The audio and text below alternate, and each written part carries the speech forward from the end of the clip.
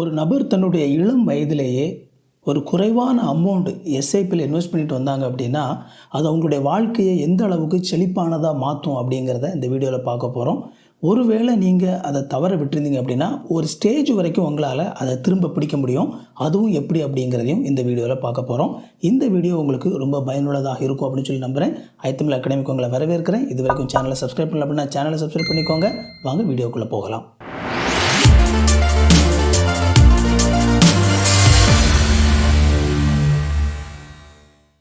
நீங்கள் ஸ்கூல் முடித்து இப்போ தான் காலேஜுக்குள்ளே காலடி எடுத்து வச்சுருக்கிறீங்க. காலேஜ் போன உடனே ஒரு பார்ட் டைம் ஜாபுக்கும் நீங்கள் போகிறீங்க. பார்ட் டைம் ஜாபை பொறுத்த வரைக்கும் குறைஞ்சபட்சம் ஒரு 7,000 ரூபாயிலேருந்து 10,000 ரூபாய் வரைக்கும் உங்களால் சம்பாதிக்க முடியும். அதில் ஒரு 1000 ரூபாய் மட்டும் மாதம் ஒரு எஸ்ஐபியில் போட போகிறீங்க. ஒரு வருடத்திற்கு 15% வட்டி கொடுக்கக்கூடிய ஒரு எஸ்ஐபியில் நீங்கள் இன்வெஸ்ட் பண்ணுறீங்க. இந்த மாதிரி ஒரு 10 வருஷம் மட்டும்தான் நீங்கள் இன்வெஸ்ட் பண்ணுறீங்க. இந்த மாதிரி பண்ணுறது உங்களுடைய வாழ்க்கையில் எந்த அளவுக்கு வெல்த்தை ஜெனரேட் பண்ண போகுது அப்படிங்கிறதான் இப்போ நம்ம தொடர்ந்து பார்க்க போகிறோம். ஸோ நீங்கள் 17 வயசுலேருந்து இன்வெஸ்ட் பண்ண ஆரம்பிக்கிறீங்க. மாதம் 1000 ரூபாய். உங்களுடைய 18வது வயதில் நீங்கள் 12,000 ரூபாய் இன்வெஸ்ட் பண்ணியிருப்பீங்க. உங்களுடைய எஸ்ஐபியில் 13,021 ரூபாய் இருக்கும். உங்களுடைய 19வது வயதில் நீங்கள் 24,000 ரூபாய் இன்வெஸ்ட் பண்ணியிருப்பீங்க. உங்களுடைய எஸ்ஐபியில் 28,135 ரூபாய் இருக்கும். உங்களுடைய 20வது வயதில் 36,000 ரூபாய் நீங்கள் இன்வெஸ்ட் பண்ணியிருப்பீங்க. உங்களுடைய எஸ்ஐபியில் 45,679 ரூபாய் இருக்கும். 21வது வயதில் நீங்கள் 48,000 ரூபாய் இன்வெஸ்ட் பண்ணியிருப்பீங்க. உங்களுடைய எஸ்ஐபியில் 66,044 ரூபாய் இருக்கும். 22வது வயதில் நீங்கள் 60,000 ரூபாய் இன்வெஸ்ட் பண்ணியிருப்பீங்க. உங்களுடைய எஸ்ஐபியில் 89,682 ரூபாய் இருக்கும். 23 வயதில் 72,000 ரூபாய் நீங்கள் இன்வெஸ்ட் பண்ணியிருப்பீங்க. உங்களுடைய எஸ்ஐபியில் 1,17,120 ரூபாய் இருக்கும். 24 வயதில் நீங்கள் 84,000 ரூபாய் இன்வெஸ்ட் பண்ணியிருப்பீங்க. உங்களுடைய எஸ்ஐபியில் 1,48,968 ரூபாய் இருக்கும். உங்களுடைய 25வது வயதில் நீங்கள் 96,000 ரூபாய் இன்வெஸ்ட் பண்ணியிருப்பீங்க. உங்களுடைய எஸ்ஐபியில் 1,85,937 ரூபாய் இருக்கும். உங்களுடைய 26வது வயதில் நீங்கள் 1,08,000 ரூபாய் நீங்கள் இன்வெஸ்ட் பண்ணியிருப்பீங்க. உங்களுடைய எஸ்ஐபியில் 2,28,848 ரூபாய் இருக்கும். உங்களுடைய 27வது வயதில் 1,20,000 ரூபாய் நீங்கள் இன்வெஸ்ட் பண்ணியிருப்பீங்க. உங்களுடைய எஸ்ஐபியில் 2,78,657 ரூபாய் இருக்கும். அதாவது நீங்கள் இன்வெஸ்ட் பண்ணியிருக்கிறது 1,20,000 ரூபாய் தான். உங்களுக்கு கிடச்சிருக்கிறது 2,78,657 ரூபாய். அந்த வட்டி மட்டுமே உங்களுக்கு 1,58,657 ரூபாய் வந்திருக்கும். இது என்ன ஒரு பெரிய விஷயமா? நான் 1,00,00 ரூபாய் போட்டிருக்கிறேன், எனக்கு 2,00,00 ரூபாய் வந்திருக்குது, இது ஒரு பெரிய இன்வெஸ்ட்மெண்ட்டா அப்படின்னு சொல்லி நீங்கள் இந்த நேரத்தில் சிந்திச்சுட்டு இருக்கலாம். இப்போ தான் விஷயமே இருக்குது. இந்த 10 வருஷம் நீங்கள் இதில் இன்வெஸ்ட் பண்ணிட்டீங்கல்ல, இதோடு விட்டுடுறீங்க. இதுக்கப்புறம் நீங்கள் இதில் எக்ஸ்ட்ரா ஒரு காசு கூட போடலை. இந்த அமௌண்ட்டை நீங்கள் எஸ்ஐபியிலேருந்து எடுத்து அதே அளவு வட்டி கொடுக்கக்கூடிய ஒரு லம்சம் இன்வெஸ்ட்மெண்ட்டாக நீங்கள் இப்போ இதில் போட்டுட்டீங்க. இதுக்கு மேலே நீங்கள் காசே போடலை, அப்படியே விட்டுடுறீங்க. இப்போ ஒரு 10 வருஷம் கழிச்சு உங்களுக்கு 37 வயது. நீங்கள் 1,20,000 ரூபாய் தான் இன்வெஸ்ட் பண்ணியிருக்கிறீங்க. ஏன்னா அதில் அதுக்கப்புறம் நீங்கள் காசே போடலை. ஆனால் உங்களுடைய அந்த இன்வெஸ்ட்மெண்ட்டில் 11,27,323 ரூபாய் இருக்கும்.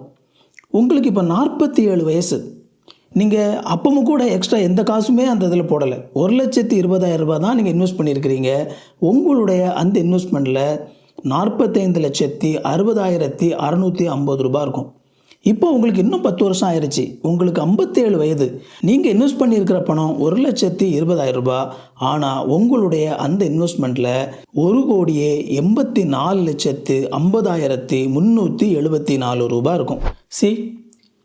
உங்களுடைய யங் ஸ்டேஜில் நீங்கள் விளையாட்டுத்தனமாக சுற்றி கொண்டிருந்த அந்த காலகட்டத்தில் ஒரு 1000 ரூபாய் மட்டும் மாதம் ஒரு 17 வயசுலேருந்து 27 வயசு வரைக்கும் நீங்கள் இன்வெஸ்ட் பண்ணிவிட்டு அப்படியே விட்டுடுறீங்க. நீங்கள் வேறு எதுவுமே பண்ணலை.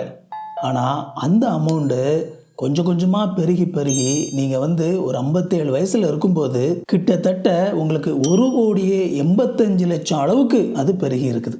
இதுதான் நீங்கள் ஒரு இன்வெஸ்ட்மெண்ட்டை ஏர்லியராக ஸ்டார்ட் பண்ணுறதுல உள்ள பவர், காம்பவுண்டிங் இன்ட்ரெஸ்டினுடைய பவர். இப்போது இந்த இன்வெஸ்ட்மெண்ட்டை கூட ஒரு 1000 ரூபாய் கூட்டி 2,000 ரூபாய் நீங்கள் 17 வயசுலேருந்து போட்டுட்டு வந்துட்டு இருந்தீங்க அப்படின்னா இதே கால்குலேஷனை நான் போடும்போது உங்களுக்கு உங்களுடைய அக்கௌண்ட்டில் எவ்வளவு பணம் இருக்கும் அப்படிங்கிறத பார்க்கலாம். உங்களுடைய 18 வயசில் நீங்கள் 24,000 ரூபாய் இன்வெஸ்ட் பண்ணியிருப்பீங்க. உங்களுடைய எஸ்ஐபியில் 25,317 ரூபாய் இருக்கும். உங்களுடைய 19வது வயதில் நீங்கள் 48,000 ரூபாய் இன்வெஸ்ட் பண்ணியிருப்பீங்க. உங்களுடைய எஸ்ஐபியில் 55,861 ரூபாய் இருக்கும். உங்களுடைய 20வது வயதில் நீங்கள் 72,000 ரூபாய் இன்வெஸ்ட் பண்ணியிருப்பீங்க. உங்களுடைய எஸ்ஐபியில் 93,911 ரூபாய் இருக்கும். உங்களுடைய 21வது வயதில் நீங்கள் 96,000 ரூபாய் இன்வெஸ்ட் பண்ணியிருப்பீங்க. உங்களுடைய எஸ்ஐபியில் 1,40,949 ரூபாய் இருக்கும். உங்களுடைய 22வது வயதில் நீங்கள் 1,20,000 ரூபாய் இன்வெஸ்ட் பண்ணியிருப்பீங்க. உங்களுடைய எஸ்ஐபியில் 1,98,666 ரூபாய் இருக்கும். உங்களுடைய 23வது வயதில் நீங்கள் 1,44,000 ரூபாய் இன்வெஸ்ட் பண்ணியிருப்பீங்க. உங்களுடைய எஸ்ஐபியில் 2,68,987 ரூபாய் இருக்கும். உங்களுடைய 24வது வயதில் நீங்கள் 1,68,000 ரூபாய் இன்வெஸ்ட் பண்ணியிருப்பீங்க. உங்களுடைய எஸ்ஐபியில் 3,54,120 ரூபாய் இருக்கும். உங்களுக்கு 25 வயது ஆகும்போது நீங்கள் 1,92,000 ரூபாய் இன்வெஸ்ட் பண்ணியிருப்பீங்க. உங்களுடைய எஸ்ஐபியில் 4,56,576 ரூபாய் இருக்கும். உங்களுக்கு 26 வயது ஆகும்போது நீங்கள் 2,16,000 ரூபாய் இன்வெஸ்ட் பண்ணியிருப்பீங்க. உங்களுடைய எஸ்ஐபியில் 5,79,200 ரூபாய் இருக்கும். உங்களுடைய 27வது வயதில் நீங்கள் 2,40,000 ரூபாய் இன்வெஸ்ட் பண்ணியிருப்பீங்க. உங்களுடைய எஸ்ஐபியில் 7,25,261 ரூபா இருக்கும். இப்போ யோசித்து பாருங்கள், இந்த 27 வயது அப்படிங்கிறது பொதுவாக திருமணம் பண்ணக்கூடிய வயது. இந்த திருமணம் பண்ணக்கூடிய இந்த வயதில் உங்களுடைய ஒரு இன்வெஸ்ட்மெண்ட் மட்டுமே 7,25,000 ரூபாய் உங்கள் கையில் இருக்கும். இந்த நேரத்தில் தான் பொதுவாக வாழ்க்கை துணையை தேடிட்டு இருப்பீங்க. உங்களுடைய பெற்றோரோ நீங்களோ தேடக்கூடிய காலகட்டம். இந்த காலகட்டத்தில் நீங்கள் ஒரு பொண்ணோ மாப்பிள்ளையோ பார்க்க போகக்கூடிய இந்த சூழ்நிலையில் அப்போ ஒரு டெசிஷன் எடுக்கணும் அப்படிங்கிற ஒரு சிச்சுவேஷனில் பையன் என்ன வேலை பார்க்குறான், ஏதாவது ஒரு வேலை பார்த்துட்டு தான் இருப்பீங்க. கொஞ்சம் சொத்துக்கள் இருக்கும், இல்லாமல் இருக்கும். ஆனால் இந்த இன்வெஸ்ட்மெண்ட், இந்த பாருங்கள் என்கிட்ட ஒரு 7 லட்சம் ரூபாய் என்கிட்ட ஒரு இன்வெஸ்ட்மெண்ட் இருக்குது அப்படின்னு சொல்லி நீங்கள் சொல்லும்போது அது முழுக்க முழுக்க ஒரு டெசிஷன் மேக்கிங்கான ஒரு காரணியாக இருக்கும். நீங்கள் இந்த மாதிரி ஒரு எஸ்ஐபியில் ஒரு 17 வயசுலேருந்தே நீங்கள் ஒரு 2,000 ரூபாய் இன்வெஸ்ட் பண்ணிட்டு வந்திருக்கிறீங்க அப்படிங்கிறது எதை காட்டும் அப்படின்னா, உங்களிடத்தில் ஒரு டிசிப்ளின் இருக்குது அப்படிங்கிறத காட்டும். அது மட்டும் இல்லாமல் நீங்கள் எல்லா விஷயத்திலும் கேர்ஃபுல்லாக இருப்பீங்க அப்படிங்கிற உங்களுடைய குணாதிசயத்தை வெளிப்படுத்தும். ஒரு அழகான பொண்ணை திருமணம் பண்ணிக்கணும் அப்படின்னு சொல்லி நீங்கள் ஆசைப்படலாம். ஆனால் அந்த அழகான பொண்ணு தன்னுடைய வாழ்க்கையில் நான் கஷ்டப்படாமல் இருக்கணும், நான் உங்களுக்கு பெற்றுக் கொடுக்குற குழந்தைங்க கஷ்டப்படாமல் இருக்கணும் அப்படின்னு சொல்லி எதிர்பார்க்கக்கூடிய ஒரு அடிப்படையான எதிர்பார்ப்பு அவங்களுக்கு இருக்குது. அப்போது நீங்கள் இந்த மாதிரியான ஒரு இன்வெஸ்ட்மெண்ட்டை காட்டும்போது அப்போ அவங்களுக்கு என்ன நம்பிக்கை வரும்? அப்போ இவங்க கண்டிப்பாக என்னையை நல்லா பார்த்துப்பாங்க, என்னோட பிள்ளைங்களை நல்லா பார்த்துப்பாங்க அப்படிங்கிற அந்த நம்பிக்கை உங்களை வாழ்க்கை துணையாக அவங்க தேர்ந்தெடுப்பதற்கு முக்கியமான காரணியாக அமையும். ஸோ ஏதோ இன்வெஸ்ட்மெண்ட் அப்படின்னு சொல்லி வரும்போது வெறுமனே பணத்தை பெருக்கிறது அப்படிங்கிறது மட்டும் இல்லை, அது வாழ்க்கையினுடைய எல்லா காலகட்டத்திலேயும் வாழ்க்கையினுடைய எல்லா விஷயங்களையும் அது பிரதிபலிக்குது. அதுதான் ரொம்ப ரொம்ப முக்கியமானது. இந்த வீடியோவை இதுவரைக்கும் நீங்கள் பார்த்துட்டீங்க அப்படின்னா அந்த வீடியோ கண்டிப்பாக உங்களுக்கு பயனுள்ளதாக இருக்குன்னு சொல்லி அர்த்தம். அப்படின்னா என்னுடைய சேனல் இருக்கிற மற்ற வீடியோவும் கண்டிப்பாக உங்களுக்கு பயனுள்ளதாக இருக்கும். இந்த வீடியோவை லைக் பண்ணிக்கோங்க, சேனலை சப்ஸ்கிரைப் பண்ணிக்கோங்க, நம்ம கண்டினியூ பண்ணலாம். சரி, இப்போது இதே 2,000 ரூபாய் நீங்கள் இப்போ 27 வயசுங்க, உங்களுக்கு கல்யாணம் ஆயிடுச்சு, இதுக்கு மேலே உங்களுக்கு வேறு செலவுகள் இருக்குது, அதனால் நீங்கள் இதோட இந்த இன்வெஸ்ட்மெண்ட்டை அப்படியே நிறுத்திடுறீங்க. ஓகேவா? இந்த அமௌண்ட்டை அப்படியே லம்சம்பாக எடுத்து இதே மாதிரி 15% வருடத்திற்கு வட்டி கொடுக்கக்கூடிய ஒரு இதில் நீங்கள் அப்படியே போட்டு வச்சுட்டீங்க. இந்த அமௌண்ட் உங்களுக்கு எப்படி பெருகும் அப்படிங்கிறத திரும்ப பாருங்கள். உங்களுடைய 37 வயதில் நீங்கள் 2,40,000 ரூபாய் நீங்கள் இன்வெஸ்ட் பண்ணியிருப்பீங்க. ஏன்னா எக்ஸ்ட்ரா நீங்கள் எதுவுமே அதுக்கப்புறம் காசு போடலை. ஆனால் உங்களுடைய அந்த இன்வெஸ்ட்மெண்ட்டில் 29,34,085 ரூபாய் இருக்கும். உங்களுடைய 47வது வயதில் நீங்கள் 2,40,000 ரூபாய் இன்வெஸ்ட் பண்ணியிருப்பீங்க. ஆனால் அந்த இன்வெஸ்ட்மெண்ட்டில் 1,18,70,11 ரூபாய் இருக்கும். ஒரு 27 வயசில் நீங்கள் திருமணம் பண்ணீங்க. இப்போ 37, 47, 20 வருடம் கழித்து உங்களுக்கு பிள்ளைங்க பிறந்து அவங்க காலேஜுக்கு போகக்கூடிய ஒரு காலகட்டம் இது. இந்த காலகட்டத்தில் நீங்கள் காலேஜ் படிக்க ஆரம்பித்தப்போ அந்த 17 வயசுலேருந்து 27 வயசு வரைக்கும் ஒவ்வொரு மாதமும் 2,000 ரூபாய் போட்டு வச்சிங்கல்ல, அந்த அமௌண்ட் இப்போ உங்களுக்கு 1,18,00,000 மாறி இருக்குது. அப்போ உங்கள் பிள்ளைங்களுடைய கல்லூரி படிப்புக்கு இந்த பணம் எந்த அளவுக்கு பயனுள்ளதாக இருக்கும் அப்படின்னு சொல்லி யோசித்து பாருங்கள். இப்போது நீங்கள் உங்கள்கிட்ட இருக்கிற வருமானத்தை வச்சு உங்கள் பிள்ளைங்களெல்லாம் நல்லா படிக்க வச்சுட்டீங்க. இந்த இன்வெஸ்ட்மெண்ட்டை நீங்கள் உடைக்கவே இல்லை, அப்படியே இருக்குது. இப்போ உங்களுக்கு இன்னொரு எக்ஸ்ட்ரா 10 வருஷம் ஆகிப்போச்சு. உங்களுடைய வயசு இப்போ 57.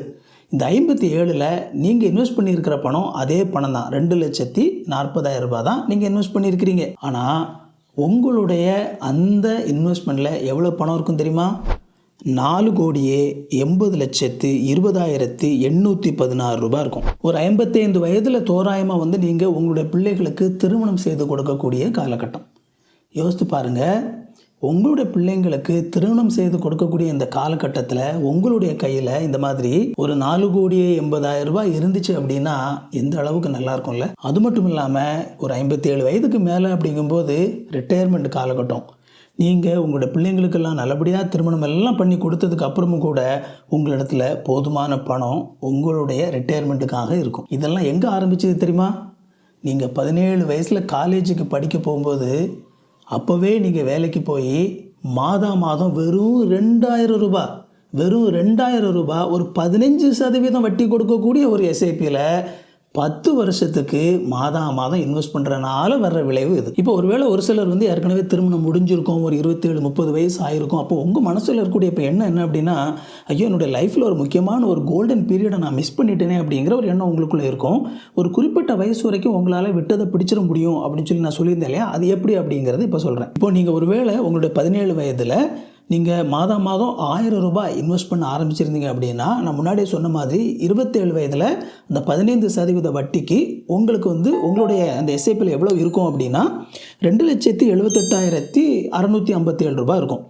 இப்போது நீங்கள் நல்ல ஒரு வேலை பார்க்குறீங்க அப்படின்னா உங்களால் ஒரு இந்த அமௌண்ட், இந்த 2,00,000 சொச்சம் அமௌண்ட் இருக்குல்ல, இந்த அமௌண்ட்டை இப்போது உங்களால் ஒரு குறிப்பிட்ட நல்ல ஒரு இன்வெஸ்ட்மெண்ட்டில் போட முடிஞ்சுது அப்படின்னா நீங்கள் விட்ட அந்த 10 வருஷத்தை உங்களால் வந்து சரி பண்ண முடியும். என்ன ஒன்றே ஒன்று, அவங்க கொஞ்சம் கொஞ்சமாக அந்த அமௌண்ட்டை சேர்த்து கொண்டு வந்திருக்காங்க, நீங்கள் லம்சமாக மொத்தமாக வந்து அந்த இன்வெஸ்ட்மெண்ட்டில் போடுறீங்க, அவ்வளோதான் டிஃப்ரெண்ட். நீங்கள் அந்த அமௌண்ட்டை போடுறதுல இருந்து அதுக்கப்புறம் வரக்கூடிய கால்குலேஷன் அப்படிங்கிறது சேம் தான், எந்த விதமான வித்தியாசமே கிடையாது. அதே அமௌண்ட் வந்து உங்களுக்கு கிடைக்கும். அதே மாதிரி ஒருவேளை நீங்கள் வந்து ஒரு 17 வயசில் 2,000 ரூபாய் நீங்கள் இன்வெஸ்ட் பண்ண ஆரம்பிச்சிருந்தீங்க அப்படின்னா 27 வயசுனுடைய முடிவில் உங்களுக்கு அந்த எஸ்ஐபியில் வந்து கிட்டத்தட்ட 7,25,261 ரூபாய் இருக்கும். ஸோ இந்த அமௌண்ட்டு இப்போ ஒருவேளை இந்த மாதிரி ஒரு 7 லட்ச ரூபாய் அப்படிங்கிறது கொஞ்சம் பெரிய அமௌண்ட்டு தான். ஒருவேளை நீங்கள் நல்ல ஒரு வேலையில் இருந்தீங்கன்னா கண்டிப்பாக உங்களால் இந்த மாதிரியான ஒரு லம்சம் அமௌண்ட் வந்து கொஞ்சம் கஷ்டப்பட்டுனாலும் உங்களால் இன்வெஸ்ட் பண்ண முடியும். ஸோ இந்த மாதிரி ஒரு அமௌண்ட்டை எடுத்து நீங்கள் இன்வெஸ்ட் பண்ணி வச்சிட்டிங்க அப்படின்னா அந்த வருஷத்தை எல்லாம் வந்து நீங்கள் சரி பண்ணிடலாம். அண்ட் அதுக்கு அடுத்தடுத்து வரக்கூடிய அந்த வருமானம் அப்படிங்கிறது உங்களுக்கு எக்ஸாக்டாக நான் இதில் என்ன கால்குலேஷன் போட்டு சொன்னனோ அதுதான் இருக்கும், குறையவே செய்யாது. ஹாய், நான் இதில் சொல்ல போகிற விஷயம் வந்து வீடியோ எடுக்கும்போதே சொல்லணும்னு சொல்லி நினச்சிருந்தேன், நான் மறந்துட்டேன். அதனால் இதை இன்க்ளூட் பண்ணுறேன். நிறைய பேர் கமெண்ட்டில் கேட்கக்கூடிய ஒரு கேள்வி என்னென்னா, சார் இது நாங்கள் எப்படி ஸ்டார்ட் பண்ணுறதுன்னு சொல்லி கேட்குறாங்க. எல்லா பேங்க்குமே அவங்களுடைய ஆப் மூலமாகவே நீங்கள் வந்து இதை ஸ்டார்ட் பண்ண முடியும். அப்படி இல்லைனா இதுக்காகவே இருக்கக்கூடிய ஜெரோதா, குரு, ஏஞ்சல் லோன் இந்த மாதிரியான நிறைய ஆப் இருக்குது. அதுலேயும் நீங்கள் அக்கௌண்ட் ஓப்பன் பண்ணி ஸ்டார்ட் பண்ணலாம். சார் இந்த ஆப்பெல்லாம் வந்து சரிப்பட்டு வராது சார், நீங்கள் வந்து சிம்பிளாக சொல்லுங்கன்னு சொன்னீங்க அப்படின்னா, இன்வெஸ்ட்மெண்ட்னா நம்ம எங்கே போகணும்? பேங்க்குக்கு போகணும், அவ்வளோதான். உங்களுக்கு தெரிஞ்ச பேங்க்குக்கு போங்க. அந்த பேங்க்கில் வந்து மேனேஜர்னு ஒருத்தர் இருப்பார். அந்த ரூமை திறந்துட்டு தைரியமாக உள்ளே போங்க. ஐத்தமிழ் அகாடமிலேருந்து ஜெஸ்வரன் சொன்னாருன்னு சொல்லுங்கள். ஒன்றும் சொல்ல மாட்டாங்க. உள்ள போய் சார் இந்த மாதிரி எனக்கு வந்து மியூச்சுவல் ஃபண்டில் வருஷம் குறைஞ்சது ஒரு 15% வட்டி எனக்கு தரக்கூடிய ஒரு எஸ்ஐபியில் இன்வெஸ்ட் பண்ணணும் சார், நீங்கள் எனக்கு வழிகாட்டுங்கன்னு சொல்லுங்கள். அவங்களே உங்களை வந்து கைட் பண்ணுவாங்க. வீடியோக்குள்ளே போகலாம். ஸோ ஒரு இன்வெஸ்ட்மெண்ட்டை வந்து ஏர்லியராக ஆரம்பிக்கிறது எந்த அளவுக்கு பயனுள்ளதாக இருக்குதுன்னு சொல்லி பாருங்கள்.